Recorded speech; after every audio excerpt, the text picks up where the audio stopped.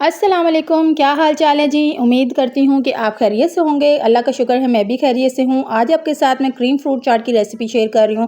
بہت ہی بیسک سے پھل لیے ہیں جو بہت ایزیلی مل جاتے ہیں اور بہت زیادہ ایکسپینسو بھی نہیں بنے گا، یہ آپ آسانی سے بنا سکتے ہیں۔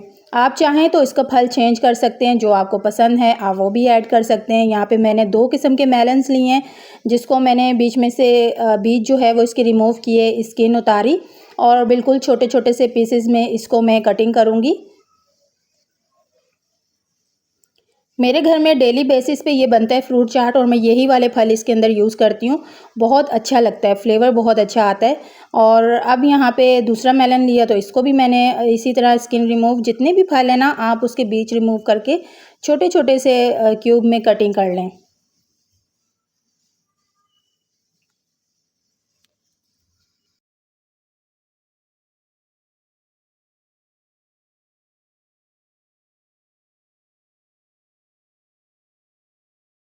اب یہاں پہ میں نے سیب لیے ہیں، جو کہ اس کے بھی اسی طریقے سے بیچ میں سے کٹنگ کر کے اس کے میں نے چھلکے بالکل نہیں اتارے، بڑے اچھے ریڈ ریڈ سے ہیں، اگر آپ اتارنا چاہیں تو اتار دیں۔ اور اسی طرح چھوٹے کیوب میں کٹنگ کر لیں۔ چیکو کے بھی اسکن میں ریموو کروں گی اور پھر اس کے میں بیچ نکال کے اور چھوٹے چھوٹے سارے فروٹ میں نے کٹنگ کیے۔ ایک باؤل میں اس کو کر لیں گے ہم لوگ شیف۔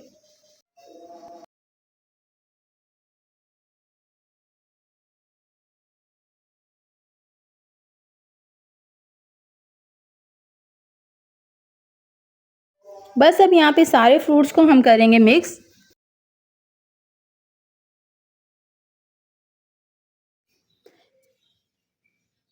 اب یہاں پہ جی میں نے ایک باؤل لیا، اس کے اندر میں نے فریش ٹیٹرا پیک کی جو کریم ہوتی ہے وہ میں نے ڈالی ہے۔ آپ اس کے اندر جو فریش کریم آپ کے پاس ہوتی ہے گھر میں، دودھ کی بلائی، وہ بھی یوز کرتے ہیں، لیکن ٹیٹرا پیک کی بہت اچھی لگتی ہے۔ یہاں پہ 3 ٹیبل سپون میں نے ڈال دیے چینی، اور میں نے تھوڑا سا دودھ ڈالا ہے، جیسے کہ 3 سے 4 ٹیبل سپون کے برابر، کیونکہ ہم لوگوں کو کریم تھوڑی سی تھن پسند ہے، ہم لوگ تھن یوز کرتے ہیں۔ اور اتنی کوانٹٹی میں جو فروٹ کی میں نے کوانٹٹی کاٹی ہے، اتنے میں 1.5 پیکٹ جو ہے وہ کریم کا جائے گا۔ آپ 1.5 پیکٹ کریم کا ڈالیں گے تو آپ کی بڑی اچھی تھک سی فروٹ چاٹ کریم بن جائے گی۔ لیکن مجھے ہم لوگوں کو تھوڑا سا جو ہے وہ تھن سا پسند ہے، لکوڈ، ہلکا ہلکا سا لکوڈ پسند ہے، تو اس لیے ہم لوگ اس کے اندر دودھ ڈال کے اور 1 پیکٹ میں کریم کا ڈالتی ہوں، زیادہ نہیں ڈالتی ہوں، 1 پیکٹ صرف ڈالتی ہوں اور اس کو مکس کروں گی۔ مکس کر کے اب اس کو فریج میں رکھیں گے ٹھنڈا ہونے کے لیے۔ یہ جتنا زیادہ ٹھنڈا ہوگا اتنا ہی اچھا لگے گا۔ اچھا چینی، اگر آپ تو کافی ٹائم ہو آپ کے پاس یہ بنا رہے ہیں تو پھر آپ ثابت چینی ڈال دیں، وہ خود ہی صحیح ہو جائے گی، لیکن اگر آپ کے پاس ٹائم نہیں ہے تو آپ چینی کو پاؤڈر بنا کے یا کنڈنس ملک کا بھی یوز کر سکتے ہیں۔ اب میں نے اس کو باؤل میں سرو کیا اور اس کے اوپر میں نے تھوڑی اسٹرابیریز ڈال دی، اور میں نے اس کے اوپر تھوڑے ڈرائی نٹس ڈال دیے، جو بھی آپ کو پسند ہو آپ وہ ڈالتے ہیں۔ اور اس کے اوپر میں نے کشمش ڈالے۔ کشمش تو بہت اچھے لگتے ہیں، کھجور چاہیں تو آپ کاٹ کے کھجور بھی ڈال سکتے ہیں، لیکن جتنا سمپل اتنا ہی یہ مزے کا لگے گا۔ آپ اسے ٹرائی ضرور کیجئے گا۔